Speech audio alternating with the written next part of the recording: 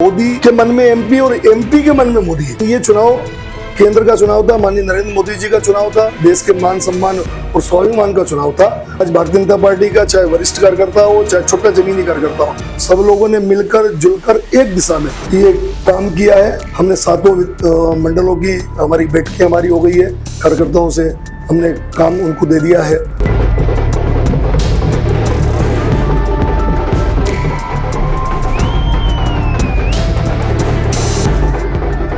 स्वतंत्र भारत के इतिहास में किसी आम चुनाव में भारतीय जनता पार्टी ने अगर जीत दर्ज की है तो वो चुनाव है 2024 का। 2024 लोकसभा चुनाव भारतीय जनता पार्टी ने बड़े मार्जिन से जीता है। इसके सूत्रधार हैं छिंदवाड़ा भारतीय जनता पार्टी लोकसभा प्रभारी संतोष पारिक जी, जिन्होंने 3 बरस से अथक प्रयास और परिश्रम से छिंदवाड़ा भारतीय जनता पार्टी को एक रूपता में लाने का प्रयास किया। इसके बाद कल जब ईवीएम ने रिजल्ट निकाले तो अप्रत्याशित परिणाम आए। इसका मतलब बड़ा साफ था कि स्वतंत्र भारत के इतिहास में छिंदवाड़ा लोकसभा भाजपा ने परचम लहराया है। हमारे साथ संतोष पारिक जी। संतोष पारिक जी, बड़ी जीत मिली है आपको जी, नमस्कार। और ये जीत बड़े परिश्रम की है, अथक प्रयास की है। कैसे जीत संभव हो पाई है? भारतीय जनता पार्टी के राष्ट्रीय अध्यक्ष सम्मानित जगत प्रकाश जी नड्डा जी, प्रदेश के अध्यक्ष माननीय विष्णुदत्त शर्मा जी और हमारे प्रदेश के संगठन महामंत्री हितानंद जी, उनके द्वारा जो एक पूरे प्रदेश में और देश में जो एक मतदान केंद्र में हमने जो एक मंत्र दिया था, बूथ जीता तो चुनाव जीता, मेरा बूथ सबसे मजबूत, उसके लिए पन्ना प्रमुख की हमने परिकल्पना और उसको हमने जमीनी स्तर पर साकार किया है। और उन जमीनी स्तर पर मतदान केंद्र का जो हमारा कार्यकर्ता था वो home to home, man to man और हार्ट टू हार्ट, यानी हर घर से, हर व्यक्ति से, वो व्यक्ति के दिल से नरेंद्र मोदी जी देश के यशस्वी प्रधानमंत्री, उनकी जो गरीब कल्याण की जो योजनाएं थी, उन योजनाओं को लोगों के तक जो पहुंची है उसको लेकर उन्होंने मतदाताओं से अपने भारतीय जनता पार्टी के प्रति मतदान करने का आग्रह किया।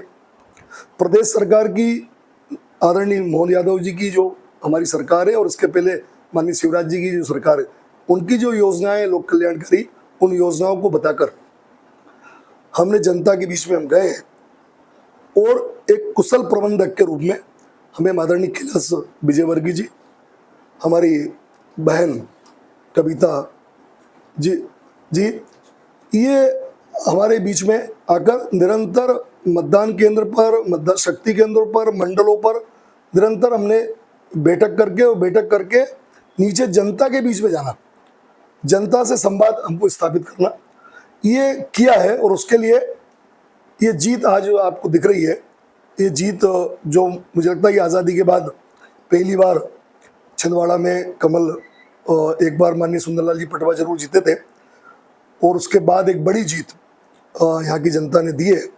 मैं सभी मतदाताओं का, सभी कार्यकर्ताओं का और केंद्र का कुशल नेतृत्व और प्रदेश का कुशल नेतृत्व के कारण ये जो जीत मिली है, मैं केंद्रीय नेतृत्व के प्रति, प्रदेश के नेतृत्व के प्रति और जिले के जो हमारे अध्यक्ष और पूरी टीम और सभी कार्यकर्ताओं का और सारे मतदाताओं का अपनी ओर से एक प्रभारी होने के नाते संगठन का आभार व्यक्त करता हूँ, उनके चरणों में कृतज्ञता व्यक्त करता हूँ।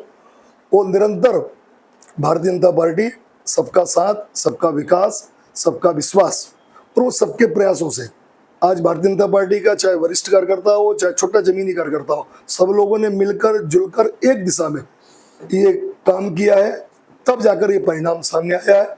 ऐसे सारे वरिष्ठ जनों का, सारे बूथ के कार्यकर्ताओं का मैं पुनः अपनी ओर से आभार व्यक्त करता हूँ।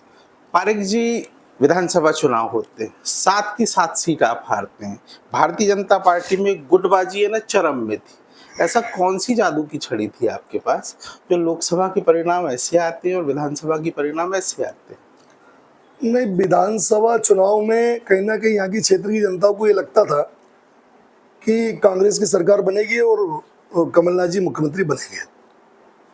उसको लेकर यहाँ पर एक भ्रम की स्थिति निर्मित की है और उसके लिए कहीं ना कहीं विधानसभा चुनाव में हमने अधिक प्रयास किया, जिस ढंग से अभी प्रयास किया उस ढंग से प्रयास किया, लेकिन यहाँ की जनता ने कमलनाथ जी के प्रति विश्वास व्यक्त किया। लेकिन ये चुनाव केंद्र का चुनाव था, माननीय नरेंद्र मोदी जी का चुनाव था, देश के मान सम्मान और स्वाभिमान का चुनाव था। इसलिए मोदी के मन में एमपी और एमपी के मन में मोदी, ये बात जो है जो दिखी है। और उसके लिए हमारे सारे वरिष्ठ जनों ने, सारे हमारे कार्यकर्ताओं ने मिलकर जुलकर, सारे जनप्रतिनिधियों ने एक दिशा में काम किया, जिसका परिणाम यहाँ पर आया है। और निरंतर हम सब लोग मिलकर साथ बैठकर साथ चर्चा कर सामूहिकता के साथ पुनः हम आने वाले जो विधानसभा चुनाव है उस पुनः चुनाव में भी उसकी तैयारी में हम लोग लग गए। अभी 7 विधानसभाओं की हमारी बैठक हुई है कार्यकर्ताओं की, उसमें भी हम तैयारी करी हुई है और निश्चित ही आने वाला जो हमारा विधानसभा का चुनाव है उस चुनाव को भी हम एक रिकॉर्ड मतों से हम जीतेंगे। अमित शाह आते हैं, रात रुकते हैं, मुख्यमंत्री 9 बार छिंदवाड़ा आते हैं, प्रदेश अध्यक्ष आते, कैलाश विजयवर्गीय छिंदवाड़ा कैंप करते, भाजपा ने पूरी ताकत झोंक दी थी, तब ये परिणाम आए। ये परिणाम को कितने सजू के रखने की आवश्यकता है? माननीय जगत प्रसाद जी नड्डा जो हमारे राष्ट्रीय अध्यक्ष जी हैं, माननीय अमित शाह जी हैं, माननीय कैलाश जी हमारे राष्ट्रीय महामंत्री रहे हैं, इन सभी के कुशल मार्गदर्शन में निरंतर भारतीय जनता पार्टी उनके बताए गए रास्तों पर चल रही है, जिसके कारण आज हमारा परिणाम सामने दिख रहा है।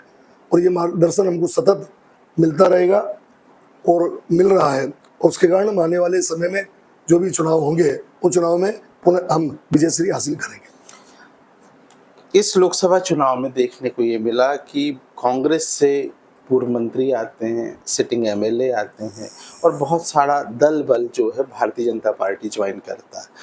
पुराने नेता जो कहीं उपेक्षित फील कर रहे थे विधानसभा चुनाव में, उनको आपने लोकसभा में सक्रिय किया। अब ये राइट कॉम्बिनेशन कैसे बनेगा और ये पटरी में गाड़ी कैसे चलेगी?